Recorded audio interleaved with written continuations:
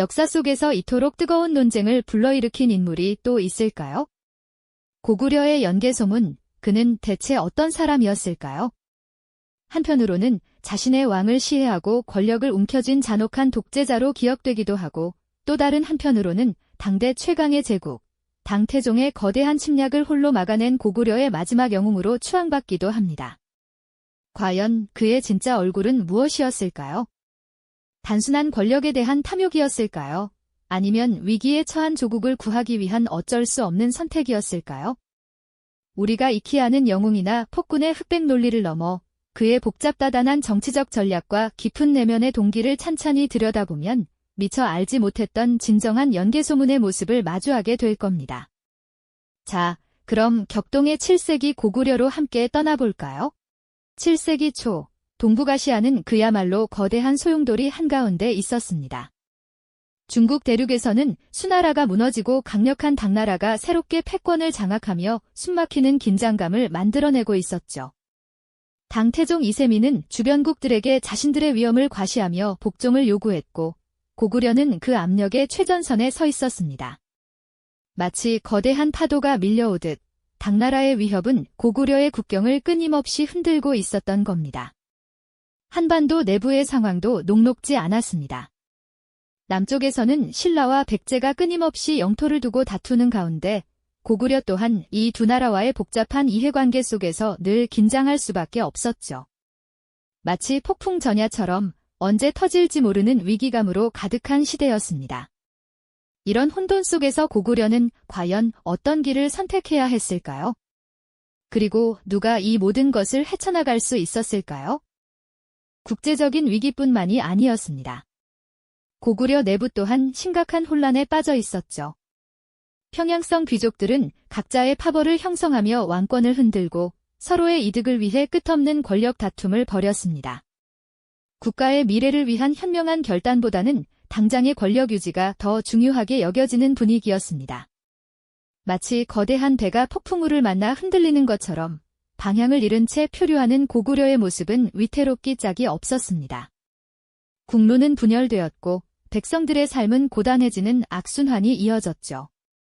이러한 불안정한 상황 속에서 고구려의 미래를 걱정하며 새로운 질서를 꿈꾸는 젊은이가 있었으니 바로 오늘 우리가 이야기할 주인공, 연개소문입니다.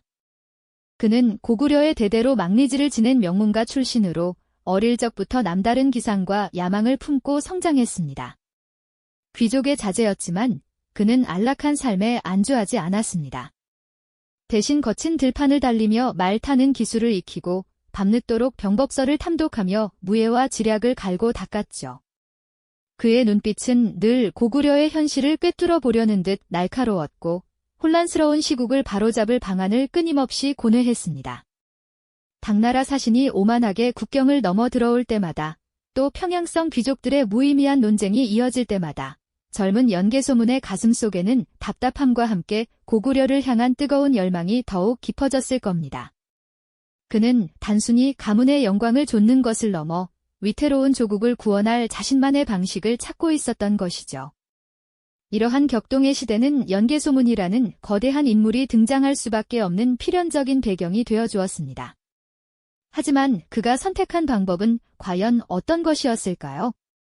다음 이야기에서 우리는 그의 충격적인 선택을 마주하게 될 겁니다. 네, 젊은 연개소문이 고구려의 미래를 위해 품었던 야망은 결국 우리가 상상하기 어려웠던 충격적인 방식으로 현실이 됩니다. 당시 고구려 조정은 수나라 멸망 후 새롭게 떠오른 당이라는 강력한 제국에 어떻게 대처할 것인가를 두고 격렬한 노선 갈등에 휩싸여 있었죠. 영유왕을 중심으로 한 온건파 귀족들은 당과의 평화로운 관계를 유지하며 국력 회복과 안정을 도모하려 했습니다. 그들은 오랜 전쟁으로 지친 백성을 생각하며 실리적인 외교를 통해 위기를 넘기는 것이 현명하다고 판단했던 것이죠. 하지만 연개소문은 달랐습니다. 그는 당나라가 겉으로는 평화를 내세우지만 결국은 고구려를 복속시키려 할 것이라는 냉철한 판단을 내렸죠. 과거 수나라와의 전쟁에서 간신히 승리했지만 그 과정에서 고구려가 입은 상처와 국력 소모를 누구보다 잘 알고 있었으니까요. 당의 위협 앞에서 무릎 꿇는 것은 고구려의 자주성을 포기하는 것이라고 여겼던 겁니다. 그의 눈에는 영유왕의 온건책이 나약하고 무책임한 태도로 비쳤을 테죠. 이러한 극심한 대립은 결국 피할 수 없는 비극으로 치닫게 됩니다. 서기 642년 연개소문은 자신의 뜻에 동조하는 세력을 모아 전격적으로 쿠데타를 일으킵니다. 그날 평양성 궁궐은 말 그대로 아수라장이었을 겁니다. 칼날이 번뜩이고 비명이 울려 퍼지는 피비린내 나는 현장이었죠. 연개소문은 영유왕을 시해하고 그와 뜻을 같이 했던 수많은 대신과 귀족들을 가차없이 숙청했습니다. 마치 얼어붙은 강물을 깨뜨리듯 오랜 권력 구조를 단숨에 해체해버린 것입니다. 이 사건은 고구려 역사에 전례 없는 충격과 공포를 안겨주었으며 모든 이들에게 그의 비범하고도 잔혹한 면모를 각인시켰습니다. 그는 정변을 통해 모든 권력을 손에 넣었고 스스로 대망리지라는 최고 관직에 오릅니다. 대망리지는 고구려의 군사, 정치, 외교 모든 분야를 총괄하는 막강한 자리였죠. 연개소문은 이로써 명실상부한 고구려의 최고 실력자가 됩니다. 왕조의 정통성을 뒤엎고 권력을 장악한 그의 방식은 분명 비정하고 극단적이었습니다. 하지만 그는 이 모든 행동이 위기에 처한 고구려를 구원하기 위한 필연적인 선택이었다고 믿었을 겁니다. 흔들리는 배의 키를 잡고 거친 파도를 헤쳐나가기 위해서는 때로는 가장 강력하고 단호한 결단이 필요하다고 생각했던 것이죠. 권력을 장악한 연개소문은 곧바로 대당 강경 노선을 선포합니다. 그는 당나라가 요구했던 과거 고구려의 영토 반환이나 수나라 전사자 유골 송환 등의 요구를 단호히 거부했습니다. 오히려 요동 지역의 방어시설을 더욱 강화하고 당나라와의 국경지대에 천리장성을 쌓는 등 전쟁 준비에 박차를 가했죠. 이는 당나라와의 평화적인 관계를 완전히 단절하고 고구려의 자주성을 무력으로 지켜내겠다는 분명한 선전포고였습니다. 당태종은 고구려 내부의 혼란을 틈타 영향력을 확대하려 했지만 연개소문의 등장으로 모든 계획이 수포로 돌아가자 분노를 감추지 못했습니다. 당나라 사신들은 굳은 얼굴로 고구려를 떠났고 그들의 발걸음 하나하나가 곧 전쟁의 서막을 알리는 듯 했습니다. 연개소문은 당의 침략이 임박했음을 직감했지만 조금도 흔들리지 않았습니다. 오히려 고구려는 절대 약한 나라가 아니다. 당의 오만을 꺾고 우리의 힘을 보여주겠다는 강력한 의지를 천명했죠.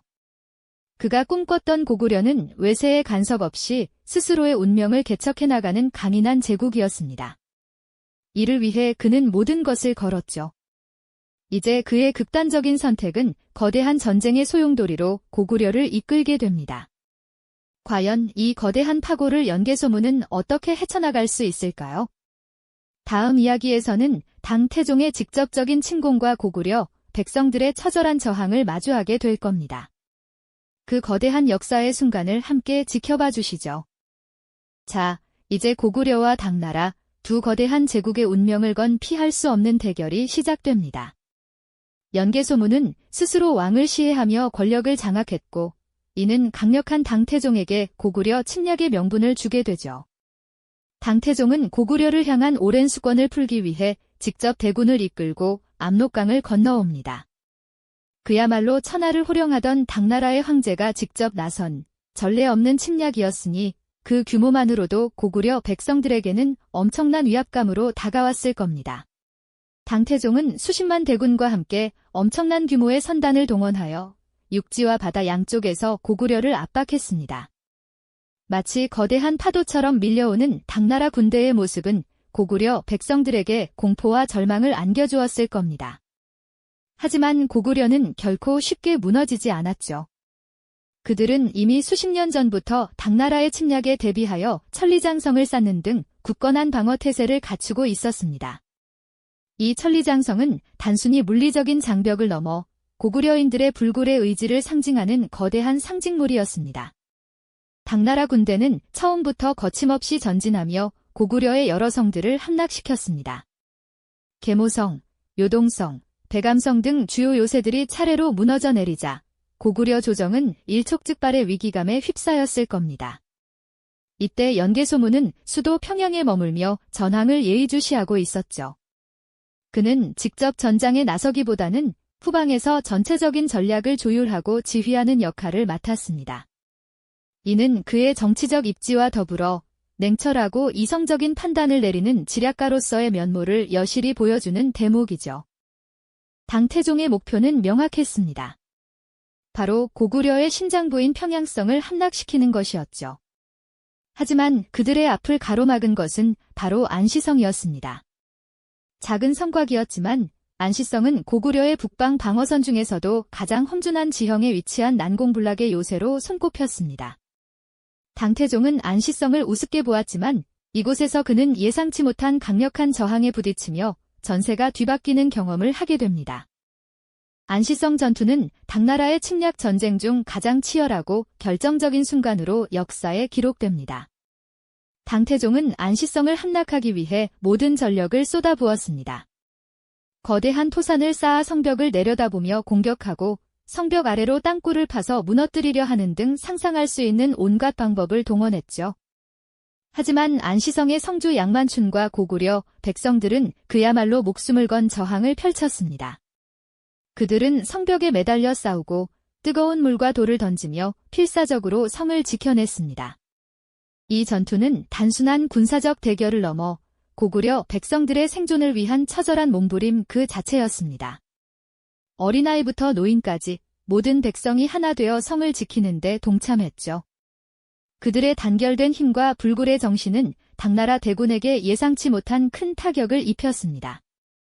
당태종은 안시성 함락에 너무나 많은 시간과 병력을 소모했고 혹독한 겨울이 다가오면서 보급에도 심각한 어려움을 겪기 시작했습니다.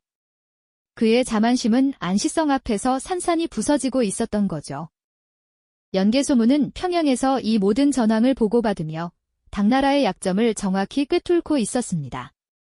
그는 당나라가 겨울을 버티기 힘들 것이라는 점, 그리고 보급로가 길어질수록 취약해진다는 점을 간파하고 있었죠. 그는 직접적인 대규모 병력의 파견보다는 각 성의 유기적인 방어와 게릴라 전술을 통해 적의 기세를 꺾는 데 집중했습니다. 안시성의 끈질긴 저항은 연개소문의 이러한 전략에 결정적인 시간을 벌어다 주었던 겁니다. 당태종은 결국 안시성 함락을 포기하고 퇴각을 결정합니다. 천하의 당태종이 고구려의 작은 성 앞에서 무릎을 꿇은 것이죠. 이 승리는 고구려에게는 단순한 전투의 승리를 넘어 민족적 자긍심을 드높이는 위대한 쾌거였습니다. 연개소문은 이 전쟁에서 직접 칼을 들고 싸우지는 않았지만 그의 탁월한 전략적 판단과 후방 지원이 없었다면 안시성의 기적은 불가능했을 겁니다. 그는 고구려의 운명이 걸린 순간 냉철한 지략으로 국가를 지켜낸 진정한 영웅의 모습을 보여주었습니다. 이 안시성 전투의 승리는 연개소문의 권력을 더욱 공고히 하는 결정적인 계기가 됩니다. 그는 당태종이라는 당대 최강의 군주를 물리친 유일한 인물로 역사에 이름을 남기며 고구려 내에서 그의 위상을 확고히 다졌죠. 하지만 이 영광스러운 승리 뒤에는 또 다른 그림자가 드리워져 있었습니다. 과연 연개소문은 이 승리를 발판 삼아 고구려를 진정한 강국으로 이끌 수 있었을까요? 아니면 그의 독재적 리더십은 오히려 고구려 멸망의 씨앗을 품고 있었던 것은 아닐까요?